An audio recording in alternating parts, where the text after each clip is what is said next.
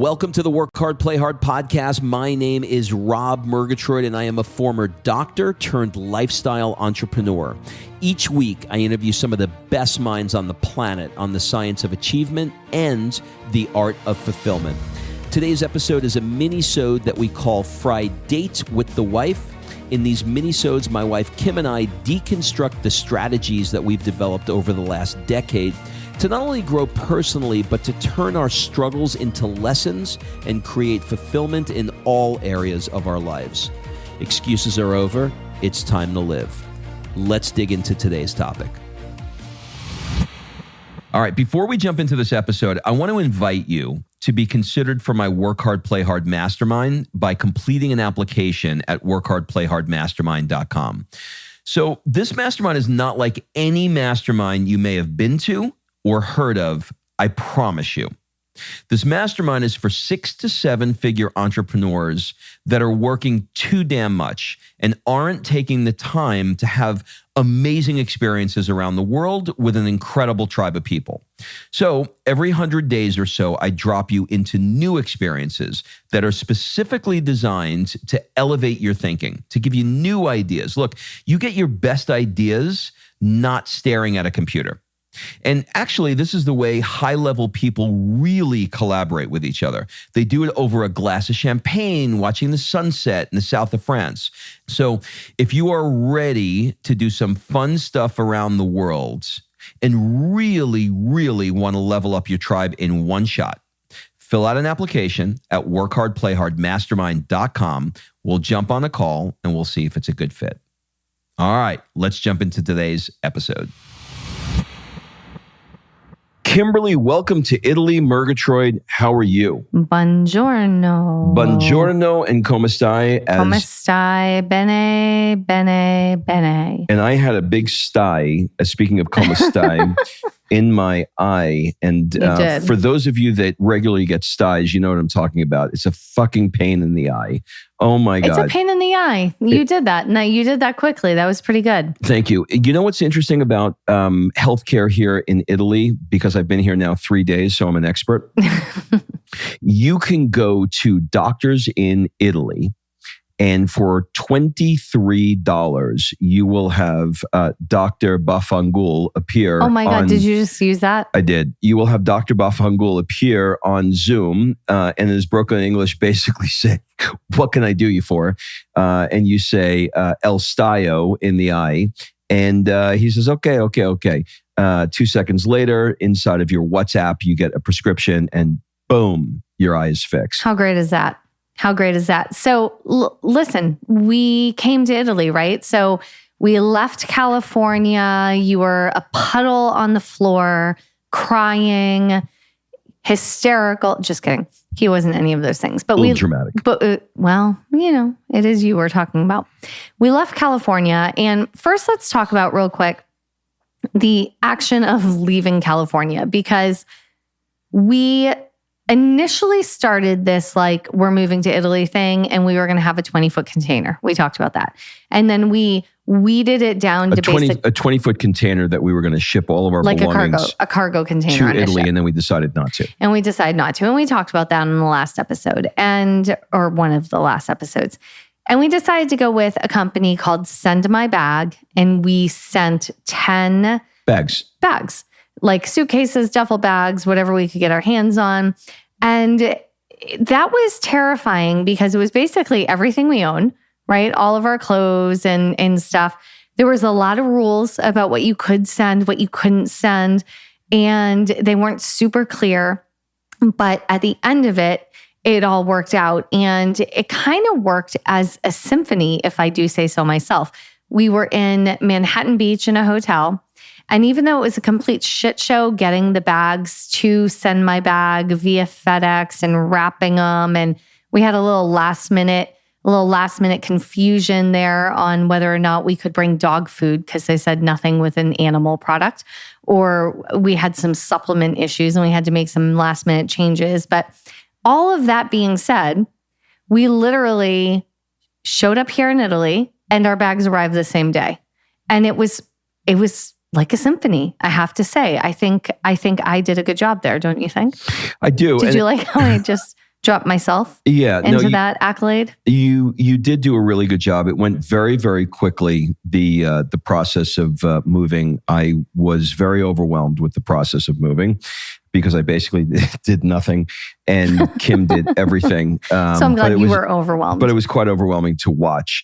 But listen, that's not what this podcast is about. This podcast is about what does landing in Italy for the first. Well, I was given a play-by-play. You're killing my play-by-play. Oh, well, what do you so locked on something today? Well, continue with your play. All right. So we have this anticipation of arrival. We flew with our dog and our kid on a plane, which we've never done before, for 8 hours, having a dog and a child on a plane. And again, it was like seamless. And all of that drama before coming with the USDA certification for the dog and blah, blah, blah. No one checked. No one even asked me. No one even recognized I had a pet with me. Like, I think I could have brought a peacock and it wouldn't have mattered. Like, it was pretty crazy, pretty seamless. Everything, as we say, everything is always working out for us. And it did. And so we had a great trip over. We had a great flight. The dog behaved, the kid behaved, Rob behaved, everybody did good. We arrived in Italy, and our temporary apartment, which is in a palazzo that's been converted to a hotel, was available when we arrived, and boom, we were in. So we arrived here, let me look at my clock, 5 days ago.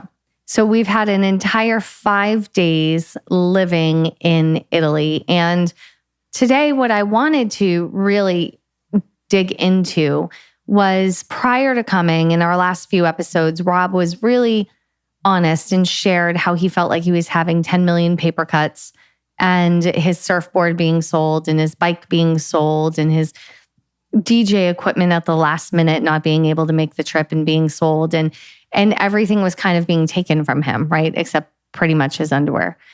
And he was sad, and he was walking down the beach and having some teary moments. And he was really bittersweet about leaving. And we get here, we have our first day. We go to one of our favorite restaurants for dinner. He sits down, and he sits across from me, and he looks at me and he says, "We made the right choice. I'm never leaving." And that was in less than 10 hours. And it was such a relief for me, because I didn't know, I was literally sitting on the plane, Rob. I don't know if I told you this. And a commercial popped up. We were flying Swiss Air. A commercial popped up, and it was a family flying to California and surfing for the first time. I was like, of all the fucking commercials, it has to be the family that wants to go to California and surf. I hope to God Rob doesn't watch the TV. And I was worried about you, but you literally sat down, and with your first glass of wine, you were like, "I'm never leaving. I'm here." How, why, what was that shift, and where did it come from? Well, I think the short answer is that I'm a people person. I need to have people. I need to have a scale of life that is very people-centric. I care about an interaction with a waiter. I care about an interaction with somebody on the street while I'm walking the dog. All of those things. People interactions are very important to me. And this past year with COVID has been horrible for me, because you only had me. There's Sophia and Gia. There's quite literally a mask that separates people from you. And there's, let's be honest, 6 feet of social distancing. And we, as Americans, again, I'm going to make this disclaimer. I do not want this to be an American bashing podcast, but it is my life. It is our life. And it is why one of the reasons we've made the change to be here is to be around a life that feels much more supportive of the way in which we want to live. And the moment I got here, to answer your question, the moment I got here and I saw that scale of life in full view, I knew it was the right place for me to be. And I knew it was the right place for me to step into the joy of living. I don't know how to put it any other way. I mean, that sounds a little let's give trite, but let's give some examples because we haven't been here since 2019. So if you haven't been following us, don't know our story, we were living in Atlanta. Rob was a chiropractor. We figured out a way to automate and replace our income in our medical clinic. We decided to do 4 months abroad, and most of it was in Florence, Italy, where we now are. And then we moved to California because Rob always had this dream. So we did this like trial run. And during that trial run, we fell in love with the city, Rob included, and he had this dream of California, and we ended up moving to California, pandemic, all those things. But when we came back just a few days ago, we said, where do we want to go eat? And we had this restaurant we knew we wanted to go to. And we walked in like Americans at 7:30 when they open the doors. By the way, that's what time dinner begins here. No one's there except the Americans. You're not actually telling it right. We got to the place at like 5. And no, we got there at about 6:45, and they were still eating. And it reminded me that the way these restaurants do it, and not occasionally some restaurants in America will do it, but it's not done by and large. Here it's done in mass. Let's say that service begins at 7. They're having dinner as a restaurant family at 6:00 all together. And it's not because there's some, let's discuss tonight's specials so that you can upsell the customer. It's done because they're a family and they are enjoying the food that the customers are about to enjoy, but more than anything, they're doing it to connect. So to your point, we get there about 15 minutes beforehand, and there's nobody outside because we're starving, other than one other American couple who's there early. And, we walk in at 7 and, they're quite literally still sweeping. So I just want to paint this, right? So we walk in and the waiter looks at us and he says, you were here 2 years ago. And they remembered us because this was one of our favorite places to go. They actually remembered us. You were here 2 years ago. So excited to see you again. What brought you back? And we're like, we moved here. He's like, oh, this is amazing. And truly engaged in the conversation.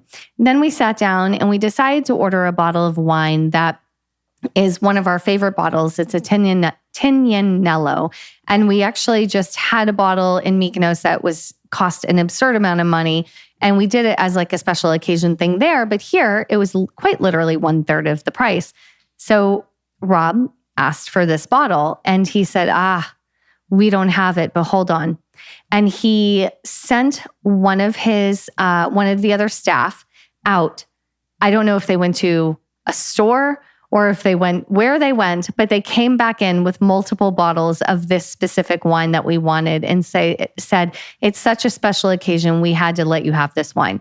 And so they made it happen. They didn't have to do that. They made it happen. And we sat down and we ate and he said, okay, what would you love to start? And so we gave a couple of starters. And I remember, Rob, you said, we can give it all to you. He goes, no. I want you to enjoy. I want you to sit and enjoy your wine, enjoy your starters. We'll talk about that later.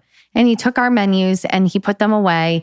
And we sat and we enjoyed the process of connecting in dinner with him, with each other. Like, it was beautiful. There was no push to get out the door. There was no, you got 90 minutes to eat. It was like, we're gonna enjoy this together. And it was amazing. And we had the best meal. We had incredible wine, incredible conversation. It was at the end of that you were like, I'm never leaving. So I get it, because we had more connection in one meal than we had in 2 years. Yeah. I'm on the verge of crying here all the time. I find myself walking through the streets and wanting to cry. We just got back from brunch here, and I'm bouncing around a bit, but we just got back from brunch, and they're doing a wedding. And just looking at all of the people who are standing outside of the church to look in and enjoy the experience of the wedding. And when the bride and groom pulled up, how the entire piazza broke out into applause, singing Agordi. Like a soccer match was there. Like I want you to imagine a piazza is like a big open area, right? With tons of restaurants. The tables are full. People are eating and drinking. It's Sunday and they're having a great day. The bride comes up. She steps out of the car and the entire piazza erupts in cheers like they just won the World Cup. It's beautiful. And I remember, so we were married in Italy. And when Rob and I walked through the streets, the number of women that came over saying Agori and kissing me and celebrating our wedding was mind-blowing to me. Like they truly cared and they truly were a part of it. And it reminded me of when we were here in 2019, that same chapel today that we were at, and that same piazza, we saw another wedding because that's what they do here on the weekends. They get married. And Sophia was little. She was just barely turning 5. And she was with us. We walked up in front of this church and the wedding had just completed and they were coming out. And a woman came by and gave all of the children little bags of rice to throw. And Sophia was included. We were definitely not invited to this wedding, but they included the community in such a beautiful way that's why we moved here. We moved here for community and inclusion and life and passion across all barriers, including masks, apparently. There are certain ways that they have learned to live, and they don't want you fucking up those ways that they live. So as Americans, we come here and do everything wrong. So as an example, the other night we went for dinner and we had a couple of glasses of wine and we were really feeling it. It was great. We're having a great time. We're like, oh, fuck it. Let's have one more glass. So can you get us one more glass? We're going to share it. Set it up though, because we had a great bottle of Chianti, right? And he helped you choose it and it was a specific bottle. And we were like, can we have one more glass? And he's like, I don't have this by the glass. Correct? Yeah. I mean, so it was like a super higher, I wouldn't say super higher end, but it was a higher end bottle. And so I was like, well, let's do one more glass. And he was like, I don't have anything by the glass. And I was like, oh, you only do bottles here. He goes, no. I have a wine by the glass, but not anything for you. And I was like, well, why not? He said, well, because this is a really good bottle of wine and you can't go backwards because the stuff I have by the glass is not as good as the quality you just had in the bottle. So I was like, well, that's all right. We just want another, can we just buy another glass of wine and we'll share it? No, you can't. Would not let me do it because it wasn't the right thing to do. He knew that we would be disappointed. So he just was the gatekeeper of the wine. He wouldn't let us have it, but he offered up a digestive and he offered up other options. He was like, a digestive you can do. I'm going to let you can do that, but you're allowed. You can't do the other bottle of wine. So listen, the only comparison that I have is America because that's the only place I know. In America, that wouldn't happen. That would just never happen. Nobody would give a fuck. He'd be like, what do you want? You want another glass of wine? Great. What wine do you want? But there's an intention around it. There's a I care about you. And I want this to be amazing. And this is not going to be fucked up on my watch. And I remember, even going into certain, stores to buy something and having a storekeeper or a salesperson, better word, say, no, that's not elegant. That doesn't look good. There's a sense for what they know that is right and what is beautiful and what is appropriate and what is fair and what is just and what's going to make you feel great. And they're not going to allow you to fuck it up. And they're not just going to sell you. So in a similar fashion, I went to my favorite shoe store here. So I have teeny tiny feet, like childlike feet. And the last time we were here, I found a shoe store and I found some sneakers because you walk here.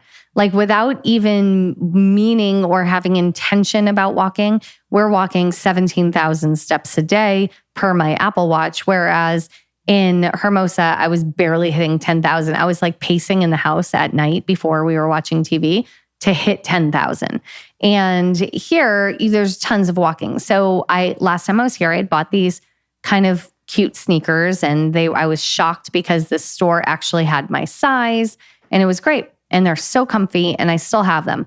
So I had them on, and I walked into the store, and the woman looked and she said, I know those shoes. You bought them here. She's like, wait a minute, you were here a couple of years ago. I said, yep. And I said, so I basically didn't bring many of my shoes with me because I knew I would buy some here. She said, great. Right now I have on sale the summer series. We have all the summer stuff. I do have some fall shoes, but I think you should wait because I have new stuff coming in next week that you're probably going to like more. So why don't you just buy some sandals to get you through and then wait a week or two and come back, no rush, and buy the fall shoe. There was no like pressure to buy what's there. And I appreciate that because she's truly looking out for me. And these are some of the things that, like I've said before, these are the reasons why we wanted to move here because it feels such like a community. And Rob, I want to give you some credit here too, because our intention in coming here was for you to be able to disconnect from the drive of what's next in big business. And, we've talked about before, you set an intention of a goal, of a financial goal that you wanted to hit, and you'll hit it this month. And there's like the push to go past that next hill to climb in business has always driven you. But the challenge I gave you was to make the next hill to climb life. And we're only here 5 days. And I can tell you that I see a huge shift because Sophia, probably for the first time ever, came to dinner one night and said, Mommy, I want to sit next to Daddy tonight. And she's always a mommy's girl. She's on my lap. She's in my uterus. She's attached at the hip. Like she's everywhere I am. And for her to say, I'd prefer tonight to sit next to Daddy meant that you created some deep connection with her. You've already done a Sophia Saturday with her. Last night, sitting at dinner when she came over and said, I just want to tell you, I have the best daddy in the world. Like you in 5 days have lived up to the challenge that I put upon you in climbing the hill of life. And that makes me really happy. Well, thank you. And it's long overdue. And it is, I just recently wrote a post on it and I won't, it's probably better suited for another podcast, but I'll just say thank you because I'm 5 days in, a new broom sweeps good. So let me get a couple of months under my belt and make sure I'm consistent with being a better dad. No, don't say better dad. You're an amazing father. You always have been. Your goal is to be more intentional about connecting with your family. Yeah. That doesn't mean a better dad. Yeah. That means we're saying the same thing. I don't want you to downplay how great you are as a father. Well, thank you. But I think, so we have this dream that we have had for so long and we landed here and it's like, it happened. And instead of, we're recording this on a Sunday, and instead of us sitting and watching Italian TV shows and dreaming about Italy, we're actually here experiencing it. And that's amazing. And that's incredible. And I know on a future podcast, we'll talk about manifestation and all of those things and how to make these dreams happen. But for right now, I just want to sit in how beautiful this is that we created. And is it living up to your expectations so far? It is living up, and here's why. There's a rhythm to life here. There's a morning rhythm, which is about coffee shop culture and, espressos and cappuccinos and, getting off to work. And then there's sort of this afternoon, lunchtime, not a full bottle of wine, but a half a liter, of wine. And then there's the siesta. And then it moves into the evening, which starts around 7. and people do, there's a whole procession of dinner. And well, actually before dinner, then there's an aperitivo hour, which is where people get together and go into bars and have a spritz, depending upon the time of year. And there's all free food. And then you have dinner, and after dinner, there's a passeggiata where people just walk through the streets, and it's sort of like walking food off and maybe doing some shopping after they're doing that. And the pace of life and the rhythm of life and the intentionality here is very, very alluring, and you can get very easily sucked into what's next. Like we just had lunch now, and we'll relax, I'm sure, for another hour or so, and then after that we'll go back out and we'll do it again. And life is in the streets here, and where we're from, even in California, it's kind of like they pull the sidewalks in at night, and there's not a lot happening. That's not the case here. There's the piazzas, which are these big open areas in the cities, are the living room of the people who live here. And that's where they spend their time. There's not a lot of space in their, apartments or palazzos or houses generally, but they want to be outside, and they want to be outside, and they want to be connecting. They are a connecting, don't ever think about moving to Italy if you don't want to connect with people, because you will have the most uncomfortable time in your life, because they're going to look you in the eye, and they're going to tongue kiss you whether you want it or not. Well, what's so funny about that is the first night we were here, Sophia was jet lagged, and she was a little grumpy and a little to herself. And she's usually pretty outgoing and walks around. Like today, we're on the 5th day now, and she's walking around the piazza waving at everybody saying, "Mi chiamo Sophia," that's typically who she is. But on night 1, she's tired and, in a new spot. And the waiter kept trying to engage her, and she just wasn't doing it. And he made a remark, and he said, "She'll learn here. We like to talk. We like to connect."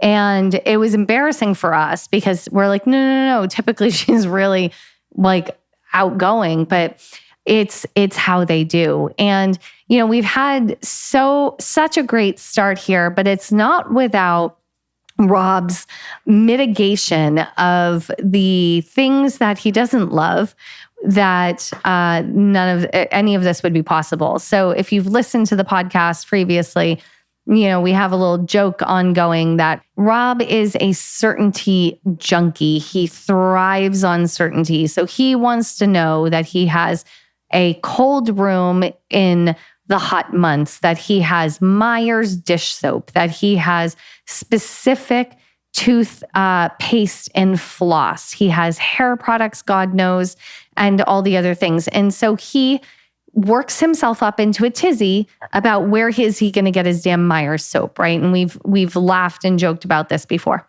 Well, I opened the door the other day. I have a little man outside saying, "Here's some Amazon came," because Rob figured out Amazon Italy. And would you know it, fucking Meyer's soap. He found the Meyer's soap. He figured it out. Rob is a master at mitigating the shit he doesn't want to change. And, look, we moved to Italy to get out of our comfort zone. And so that requires trying new things and figuring out new stuff.